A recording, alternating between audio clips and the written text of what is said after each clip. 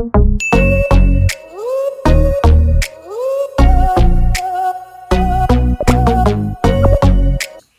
guys, welcome back to my YouTube channel. Thank you for tuning in. My name is Remy. On my channel I discuss on faith, lifestyle and development. So if you're interested in any of those things, please subscribe to my YouTube channel. I have Israel here with me, my husband. So we're filming 2 videos today. So you'll probably see us in the same look because we're filming 2 videos. I don't know which one you're gonna say first, but maybe this one. Okay, I don't know. But anyway, so this video, the topic for this video, the title for this video is "Don't let anyone shame you for wanting to do your wedding." Oh my god. So I don't think I have anything written down in terms of structured notes, but we're just going to be a free flow based on our experience, based on my thoughts and things like that. So literally the title I could come up with is "Don't let anyone shame you for wanting a wedding." And why do I say that? So we postponed our wedding in 2020. You should have seen that video. And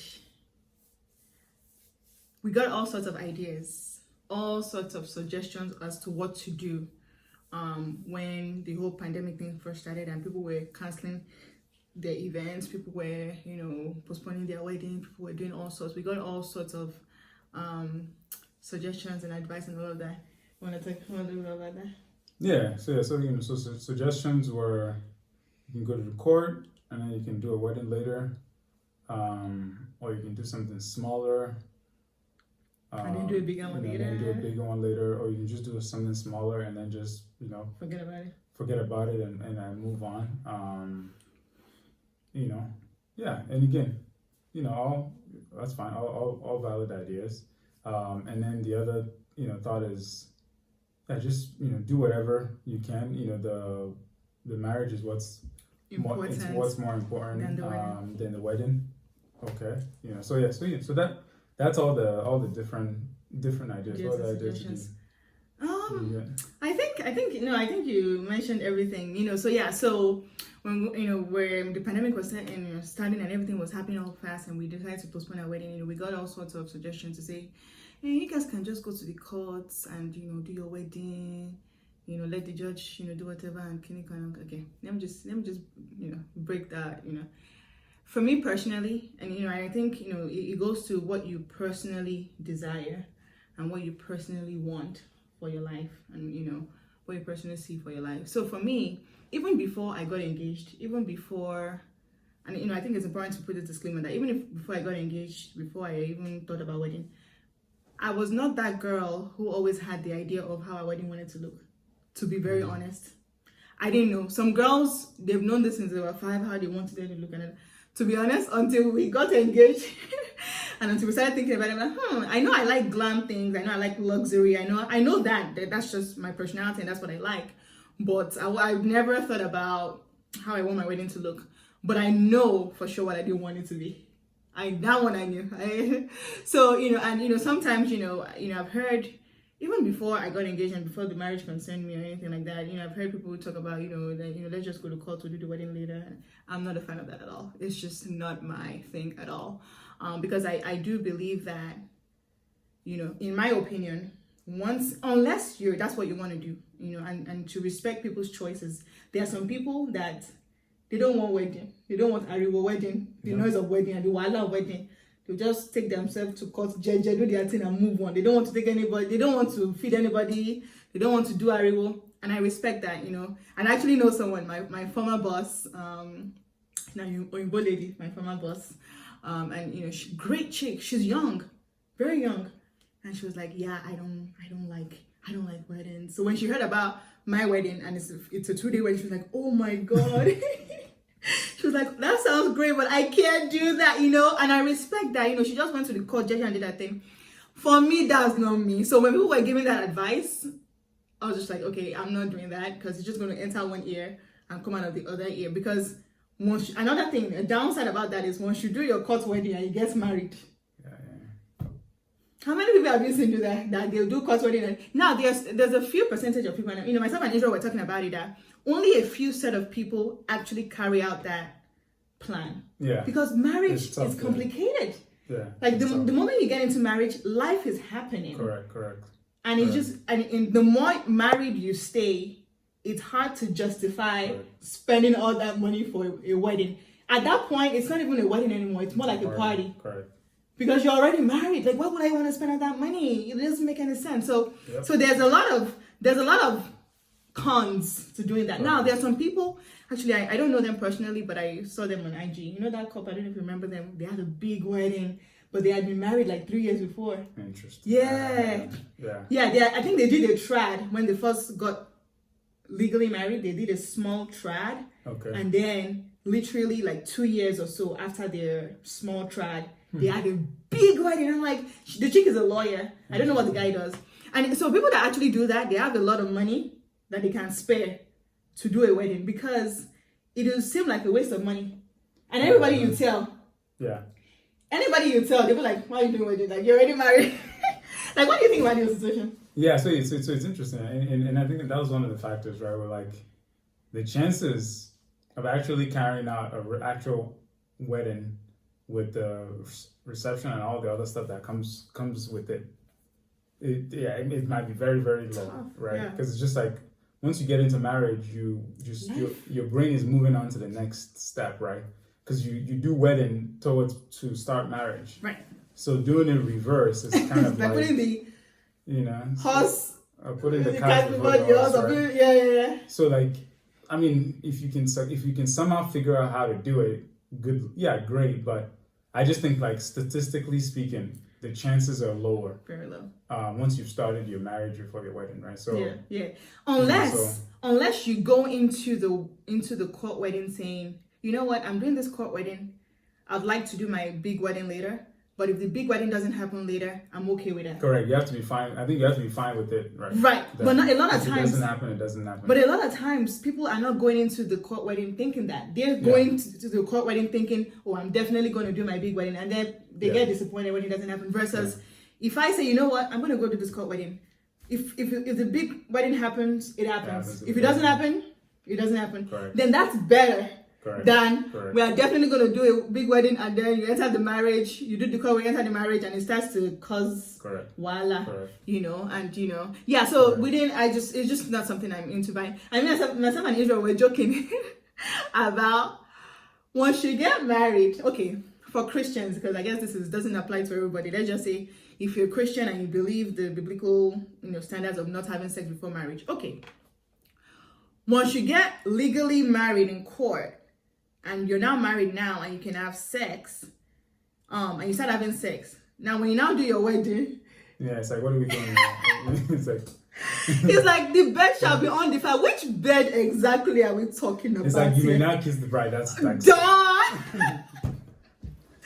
and you know the joke. As well just change. You may now re-kiss the bride. You know what? I think sincerely, in my opinion, that's not a wedding. If you're married and you let her do something, it's more like a vow renewal. Because the wedding is like, you know how the jokes people make that wedding night, bro, we've been married for years. It takes away from the what a wedding is. Correct. If you want to call it a vow renewal, I respect that, but I'm just like, personally, I don't think that's a wedding. But then again, like I said, disclaimer, I'm very vintage, very traditional when it comes to wedding, because I'm just like, but I'm married though. But I'm or when the pastor says, I now declare you, like, husband and wife. It's like, dude, we've been husband and wife. Like you're late, bro. You know what I mean? So I don't know. So it's just not something that we were interested in doing at all. Well, so the other thing is that, and I think going back to the don't be shamed. Yes, don't let anyone shame you. I think the key is that, and I'm sure intention is when someone gives you different ideas. I'm sure the idea is not to shame, right? But I'm sure, like, the idea of shame is what you end up feeling, right? It's not even necessarily what the other person is doing, right? So you can end up feeling shame, especially if someone says, like, you want to quickly do it though before maybe if the person changes their mind or something happens, or if something happens to your relationship, you don't want to regret it, right? Or like, why are you so focused on wedding, and marriage is what that matters, right? So again, I can understand someone saying that not from a perspective of shame, but you could feel that shame, right? So so it's always being careful to really think, just reflect on. Again, you hear a lot of ideas. It's perfectly fine. right? It's how you internalize that input and say, okay, what do I want, right? Yeah. You know, if you're scared that the marriage, you know, the relationship might break, the way, in my opinion, I always say, so be it, right? Let it, you know, if it's supposed to, you know, if it needs to break, and you can survive that extra time, then it is what it is. Maybe you do regret it, but it is what it is. Like, you know, maybe it should break, right? Or like maybe the idea of marriage is more, you know, is more important than wedding. Yeah, it's a good opportunity to reflect and say, okay, all right, okay, am I over glorifying wedding before marriage? If the answer is no, then it's like, okay, all right, I'm not over glorifying wedding before marriage. Once you're fine with that input, then decide that, okay, but what do I want to do? Okay, I still want wedding before marriage, right? Okay, all right, cool. I'm not going to allow myself to feel any form of shame for what I want, right? And then I just gotta move on, right? So I feel like it's just life in general. Like you will always hear multiple opinions. And I don't, you know, I think most of the time people might mean well, they might not mean well. But sincerely, it's irrelevant. The question is, how do you internalize the input that they're giving you? Do you turn the input into shame and then you make decisions off of that shame, or do you internalize and say, you know what, I'm perfectly fine with this is what I want, right? And I'm perfectly fine to wait, you know, longer, or I'm perfectly fine to wait longer to be able to save money. So, like for example, you know, it's the same thing as what we would do, right? Where if let's say you're planning your wedding, you know, let's say you're a young person, you haven't been working for a long time, and you need to plan, and you say, you know what, we're gonna plan for 3 years instead of planning for 1 year. Naturally, you're gonna get tons of ideas. Why don't you just do something smaller so that you can do it within a year? Why would you wait till the 3 years? What happens if something happens to your marriage? What happens if someone gets sick? What happens if someone There's multiple, but this is the beauty of life, right? Even if you get married a year after, someone can still get sick. Someone can still die. The relationship can still break, right? Like, so a lot of those things can still happen even if you do it faster, right? So the key is always not falling for that shame, like, and you're like, no, I'm waiting 3 years so that I can save money to do the wedding that I want. There's nothing wrong with that, right? Again, as long as you also have to be realistic, right? You also have to know, no matter what, there are risks to all of this, right? The longer that you wait, it could be, especially from a Christian context, it could be easy, you know, easier to fall into temptation of having sex before marriage, right?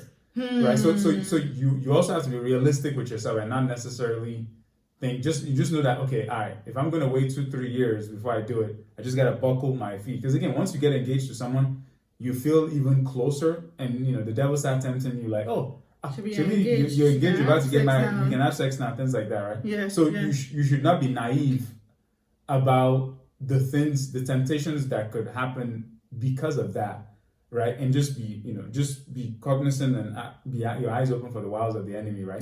That context makes sense. Be watchful, but don't necessarily don't make decisions off of the shame, off of like shame of like, oh my god, wedding and unfair. You're not ready for marriage. It's wedding you want. Correct, right? Or like things like that, right? Just make sure you really understand the reasons why you're doing whatever you're doing. Right? And it's perfectly fine. It's perfectly fine to want an expensive wedding. Right? It's perfectly fine. But again, I always put a caveat to it, right? You can afford it. You gotta be able to afford it. Right? It's just you know, if you have to take out a mortgage to do that, I don't, and again, maybe someone can feel like that opinion and say, well, you're shaming me. I did take out a loan. That's fine. Well, we wouldn't advise that you take out a loan for your wedding. From a financial perspective, probably doesn't, you know, maybe it's not necessary. But again, I'm sure some people do, right? And it is what it is, right? But just proceed with caution. But again, whatever reasons you do what you do, just make sure you're reflecting well on it, right? And you know, I think maybe that's for another video where we even talk about like the expenses and all of that, because again, personally, thankfully for us, just loaning money for a wedding was just not a good idea, because the idea of paying for your wedding after the wedding is over just does not, it's not a good idea for our opinion. But that's even another topic. But I think that it was important what Israel was saying about what you internalize based on what people say, because yes, when people come, some of the examples about don't anyone shame you, pay you can just do a court, or marriage is more important than the wedding. And it's like, I know that, and I'm not disputing that at all, which is true. Wedding is for a day. In our case, it's for 2 days, right? For the bride and the wife. But we have a lifetime of marriage. Right. Obviously, the marriage is more important than the wedding. But again, if you want your wedding, it's not to say that you're saying that the wedding is more important than the marriage. No, you just want the wedding. You want the rites to be performed. You want to do it. And again, sometimes I swear, sometimes I think we Christians, okay, let me not say Christians, but sometimes humans, we can try to be more spiritual than Jesus. Because you know why I said that? Jesus Christ, let me tell you people, Jesus, as Christian, Jesus, his first miracle, I was telling you this, was at a wedding. If it was Christians these days, they'll say, Jesus, you are Jesus. Why should you do a wedding at your go raise the dead, go fit? No. He went to a wedding. I feel like a lot of times we're very, you don't say I'm extra. No, it's true. It's like, we try to be over spiritual, over clinical. Wedding is okay, my brethren. It's all right. Have your wedding, enjoy life, go later, yeah. Just, putting things in context. And like you just said, what you internalize, right? So if someone says marriage is more important than wedding, fact. And I was telling Israel the other day about how, like, people now start, comparing wedding to, like, all other life stuff. Like, should you do a wedding or should you buy a house? Right. And I'm like, why are we complicating this? We just want a wedding. We did not kill human being. We just want a wedding. Like, it's like almost like trying to compare with so many things. Like, instead of doing wedding, I can have a house. But wait, I want a wedding, but I also want a house. You know what I mean? And there are people that did not do wedding. They are still living in their apartment like us. You understand? Like, so let's like, what are we really fighting? Like, what's going on? Again, I think the key to all of this though is that there's a lot of input that you're going to get in life, right? In life, yeah. And if someone asks you wedding or house, maybe that's an input that you need to go ask yourself. Yeah. And then say, okay, all right, what's my goals for a house? What's my goals for a wedding? Yeah. Right? Do I need to tweak my goals for a house and wedding? Do I need to tweak my goals? But again, it's an opportunity to reflect, think about the decisions you're making. And then whatever the decision you're making, be fine with it. Yeah. If you want both, right? Yeah. Then obviously that means you got to put in the work towards both. Correct. Right? Correct. Right? If you make the decision, you're not going to be blaming others for it if it's the decision you make, right? Yeah. So I think the shame thing, a lot of it is really the internalization to it, right? I feel like if you feel so much shame to it, you might want to, it might be good to ask yourself, why do I feel so much? But you know one thing, for me though, it's almost like I'm not even the one feeling shame. Yeah. It's almost like people are trying to project something. So maybe they didn't get a chance to do their own wedding, or something happened and they didn't get to do their own wedding. They now start saying like, the wedding is not that important. People these days, they just focus on wedding. The marriage is more. I'm like, what's really happening? That's how I see, like, that's a good. What's really going? Are you projecting? So now you want to sound profound. You want to sound like you are very, and say, but really, what really happened was you didn't get a chance to do your wedding, and you're not happy about that, and now you want to shame somebody for having a wedding. So that's how I'm even actually saying, and it's just like, it's not really necessary. I think, people should do what you want to do. That's definitely a factor. Yeah. That's again, and we all, this, the way I look at it is, that's all expected. That's all normal that's stuff, expected. right? That's normal stuff. So it's just, at the end of the day, everybody needs to be an adult. Yeah. And make a decision for themselves and be perfectly fine with whatever the decision they make. Yeah. And again, it's all, like you said, and I totally agree. And that's what I'm saying to that. Know what you want to do. Correct. Know what you want to do. Correct. So, God sees all, He knows all. God knows our heart desires, and He honors our heart desires. So even for us, when we were saying in 2020 that in 2021, we are going to do our wedding, however God will allow us to do our wedding.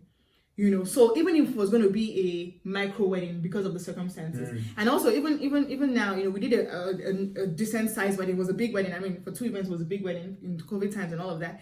And we had a lot of people join virtually. So really, it was a big wedding because people were joining from all over and things like that. So even if things were not great when we did our wedding in terms of pandemic, and they still had 25 people or 50 people capacity, we'll do our wedding in a nice luxurious way that made sense and still do, you know what I mean, But God saw our heart, and He knew what we wanted, and He honored that. Yeah.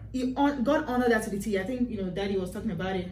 Pastor was talking about it. Way, we had told them last year, we don't want masks at our wedding. Kinika, and literally, when you look at our wedding pictures and videos, no mask. People even forgot about their mask and all of that. So God sees the heart and He honors that. You know what I mean? And I don't think it's too trivial to just bypass and say, Another thing I've noticed is people say, again, and I think it's coming from a projection of if someone didn't get a chance to do their wedding or blah blah blah, or wedding shaming, to say